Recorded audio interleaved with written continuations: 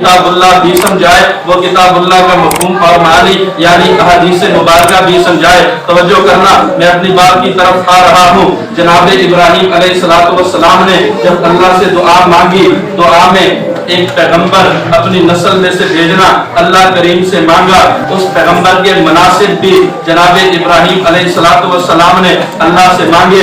اللہ کریم نے امام الانبیاء صلی اللہ علیہ وسلم کو وہ سارے کے سارے مناسب عطا فرمائے، تو ان مناسب میں سے پہلا منصب قرآن مقدس کی تلاوت کرنا تھا۔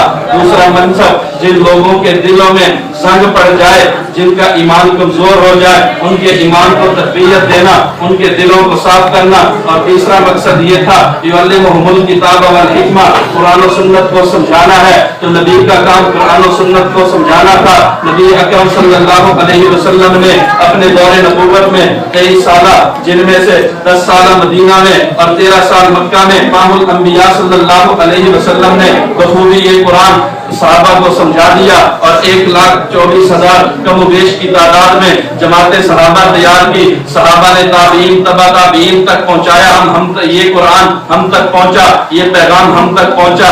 اللہ کے نبی صلی اللہ علیہ وسلم نے فرمایا العلماء ورثۃ الانبیاء، یہ علماء یہ انبیاء کے وارث ہیں۔ تو جس طرح علماء انبیاء کے وارث ہیں، تو یہ قرآن نبی پہ نازل ہوا تھا، نبی نے صحابہ کو سمجھایا تھا، صحابہ نے تابعین کو سمجھایا، تابعین نے تبع تابعین مجتہدین ائمہ فقہا کو سمجھایا۔ پہنچتے پہنچتے یہ سلسلہ سینہ بسینہ، یہ سلسلہ کتابوں کی صورت میں لکھا ہوا علماء تک پہنچا۔ آج قرآن مقدس کو سمجھانے کا حق بھی علماء رکھتے ہیں۔ آج ہمیں چاہیے ہم کسی سکرین پہ بیٹھ کر، ہم انٹرنیٹ میں سرچ کر کے کسی اسکالر کو، ہم کسی اپنے اوپر اسلام کا لیبل لگا کر اپنی داڑھی کو چیک کرنے والے، اپنے حلیے کو دین اور شریعت کے مطابق نہ بنانے والے، شریعت سے بغاوت کرنے والے کی باتوں میں ہم کبھی نہ آئیں۔ ہمیں قرآن مقدس سمجھائے گا، وہ قرآن مقدس نہیں سمجھائے گا، وہ قرآن مقدس کی آڑ لے کر تمہیں دھوکہ دے گا، وہ تمہارے ایمان پہ ڈاکہ ڈالے گا۔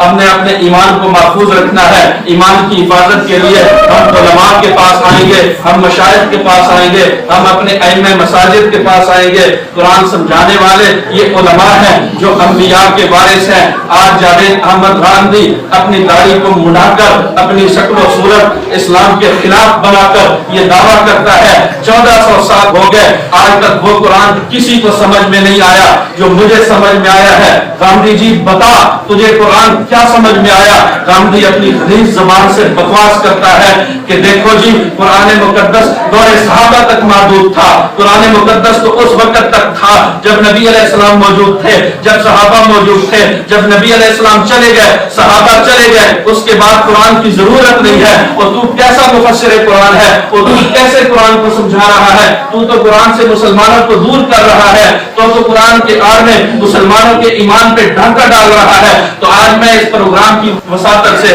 تمہیں دعوت فکر دیتا ہوں۔ جدید فتنے آج رونما ہونے لگے ہیں جاوید احمد رامدی کی صورت میں، اس فتنے سے بھی بچنا ہے، قرآن سمجھنا ہے، علماء کے پاس آنا ہے۔ ایک فتنہ جہلم کی سرزمین سے رونما ہوا، مرزا محمد علی انجینئر، اس نے بھی قرآن فہمی کا دعویٰ کیا۔ اور جی تجھے کیا قرآن سمجھ میں آیا؟ وہ کہتے جی بزرگوں کو چھوڑو، اکابرین کو چھوڑو، خود سے قرآن سمجھو۔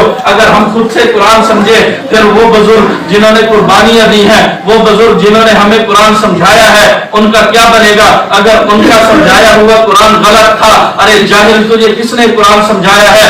اگر تجھے بھی قرآن سمجھنے کے لیے ان بزرگوں کا سہارا لینا پڑا ہے، ان کی کتابوں سے تو نے استفادہ کیا ہے، پھر تو بزرگوں کے خلاف زبان درازی کرتا ہے، تجھے شرم نہیں آتی؟ تجھے چاہیے تو خود بھی قرآن مقدس بزرگوں سے سمجھے، مشائخ سے سمجھے، شیوخ القرآن سے سمجھے، احادیث مبارکہ شیوخ الاحادیث سے سمجھے، اور امت کو علماء کے قریب کرے۔ تو یہ دو طبقے انجینئر مرزا محمد علی جہلمی کی شکل میں اور اسی طرح جاوید احمد گاندھی کی شکل میں آج انٹرنیٹ پہ گھوم رہے ہیں، گردش کر رہے ہیں۔ ان کا کام یہی ہے قرآن مقدس کے نام پر، قرآن مقدس کی آڑ میں امت کے ایمان پہ ڈانکہ ڈالنا۔ تو آج عزم لے کے جائیں، انشاءاللہ ہم قرآن سیکھیں گے، اپنے علماء سے سیکھیں گے، ہم حدیث سیکھیں گے، اپنے علماء سے سیکھیں گے، ہم ان فتنوں کے قریب کبھی نہیں جائیں گے انشاءاللہ۔